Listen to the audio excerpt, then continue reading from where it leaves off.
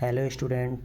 आज हम लोग स्टडी करेंगे, जैसा कि हम लोग पहले ही डिस्कस कर चुके हैं कि साइंस में कुछ ऐसे चीज़ों के बारे में हम लोग जानेंगे जो हमारे हर टाइप के एग्ज़ाम में, जहाँ जहाँ साइंस पूछा जाता है, इवन हायर एग्ज़ाम में भी, चाहे वो हमारे नीट का एग्ज़ाम हो या जेईई मेंस के एग्ज़ाम हो, उसमें कुछ ऐसे पॉइंट्स आते हैं जो कि हमको कम टाइम में उसमें सॉल्व हो सकता है। अगर हम ये कॉन्सेप्ट हमारा या हमारा ट्रिक्स, ये फिर हमारे शॉर्ट ट्रिक या फिर पॉइंट्स कह सकते हैं, अगर ये हमारे क्लियर हैं तो हमको ज़्यादा मेहनत करने की ज़रूरत नहीं पड़ती है। आइए सबसे पहले हम लोग अपने टॉपिक पे आते हैं। फिजिक्स में कुछ ऐसे पॉइंट्स की स्टडी करेंगे जो हमारे बहुत काम के आते हैं। जैसे जैसे देखिए, आज हम लोग स्टडी करते हैं कंजर्वेशन ऑफ एनर्जी पे। कंजर्वेशन ऑफ एनर्जी पे अगर आपको पता हो तो कंजर्वेशन ऑफ एनर्जी हमारे हर एग्ज़ाम में पूछे जाते हैं कि which of the following is based of conservation of energy.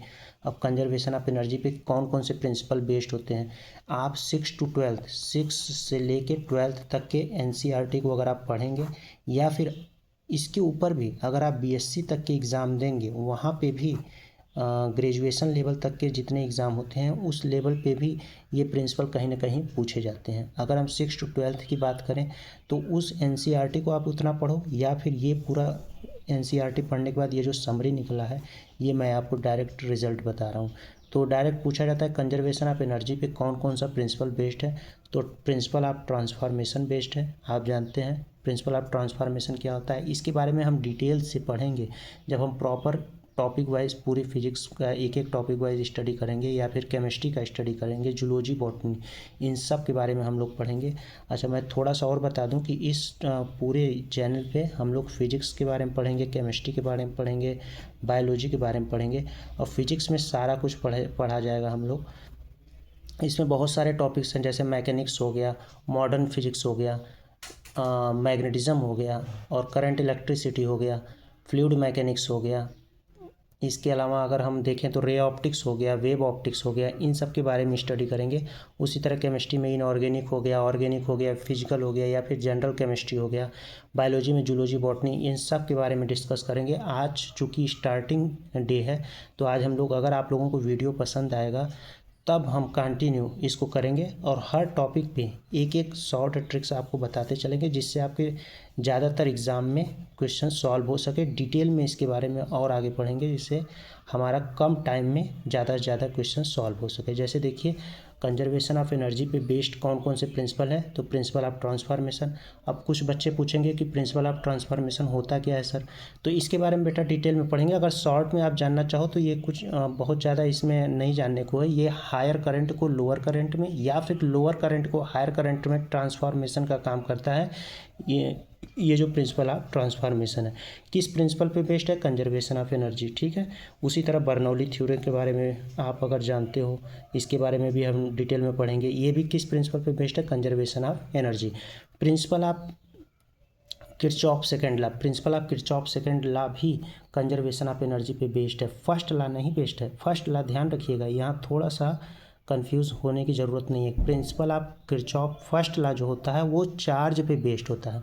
Second law जो होता है बेटा, ये एनर्जी पे बेस्ड होता है। ये ध्यान देने वाली पॉइंट है, ज़्यादातर यहाँ पे गलतियाँ होती हैं। उसी तरह से थर्मोडायनेमिक फर्स्ट लॉ, ये भी किस पे बेस्ड है, कंजर्वेशन ऑफ एनर्जी पे। फोटो इलेक्ट्रिक इक्वेशन, ये भी कंजर्वेशन ऑफ एनर्जी पे बेस्ड है।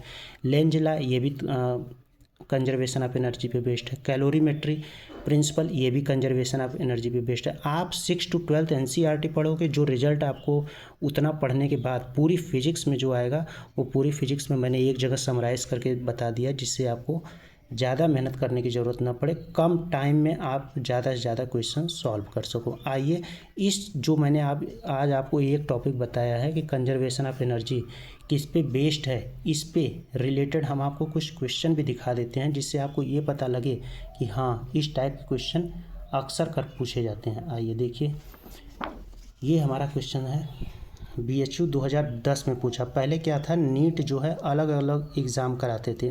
पहले नीट नहीं होता था। हर बीएचयू अपना अलग पीएमटी का, नीट अपना अलग पीएमटी का एग्ज़ाम कराता था, एएमयू अलग पीएमटी का एग्ज़ाम कराता था, उसी तरह सीपीएमटी अलग होता था, एआईपीएमटी होता था। अब कंबाइंड एग्ज़ाम होता है नीट का।